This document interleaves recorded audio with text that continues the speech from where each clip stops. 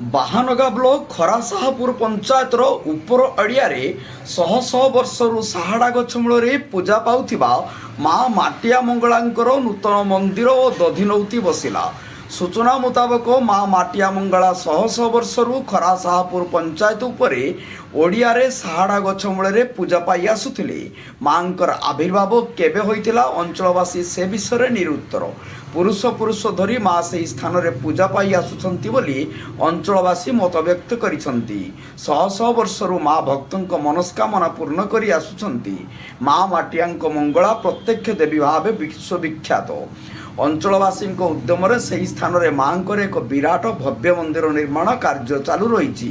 ଆଜି ମନ୍ଦିରର ଦଧିନଉତି ବସାଇବା ପାଇଁ ଏ ଉତ୍ସବର ଆୟୋଜନ କରାଯାଇଥିଲା।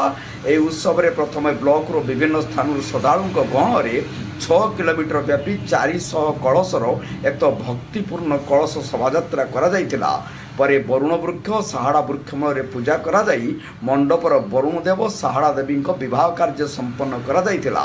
ପରେ ଯଜ୍ଞକର୍ଣ୍ଣ ସମ୍ପନ୍ନ କରାଯାଇଥିଲା। ଦଧିନଉତି ବସାଇବା କାର୍ଯ୍ୟ ସମ୍ପୂର୍ଣ୍ଣ ମଧ୍ୟ ହୋଇଛି।